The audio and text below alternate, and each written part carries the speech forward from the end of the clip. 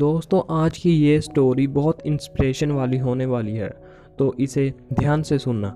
इस स्टोरी में हमें पता चलेगा कि हम खुद से कैसे प्यार करें। इस स्टोरी में एक आदमी अपने गांव में रहता है जिसका एक छोटा बेटा भी था। उसके घर के पास एक पहाड़ भी था जहां पर वो रोज़ जाया करता था।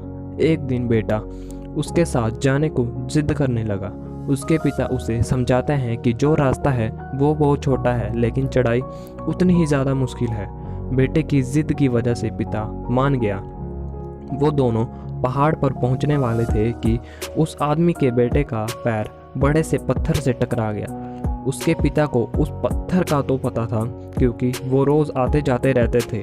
वो साइड से निकल जाते हैं। उसके बेटे का ध्यान कहीं और था जिसकी वजह से उसका पैर उस चट्टान से टकरा जाता है और वो चीखता है। चीखने से उसकी आवाज़ पहाड़ों में गूंजती है। इससे पहले उसके बच्चे ने ये कभी पहले आवाज़ नहीं सुनी थी। फिर उसने गुस्से से कहा, मैं तुम्हें छोड़ूंगा नहीं।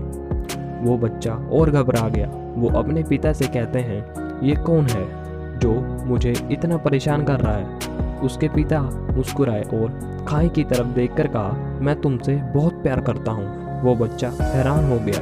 वो सोचने लगा कि जो मेरा मजाक उड़ा रहा है वो मेरे पिता से कह रहा है मैं तुमसे बहुत प्यार करता हूँ। उसके पिता समझ गए थे कि इसके मन में क्या चल रहा है और फिर दोबारा उन्होंने बोला, तुम बहुत अच्छे हो।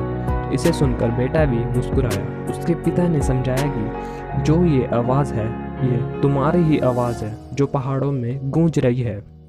उन्होंने कहा, जैसा तुम बोलते हो वैसा तुम्हें सुनाई देगा। अगर तुम उसको अच्छा बोलोगे तो वो तुम्हें भी पलटकर अच्छा ही बोलेगा। ठीक ये ज़िंदगी वैसे ही है। अगर तुम मन में बोलोगे कि मेरी ज़िंदगी बुरी है तो सच में बुरी हो जाएगी। अगर तुम सोचोगे कि मेरी ज़िंदगी बहुत अच्छी है तो सच में अच्छी हो जाएगी।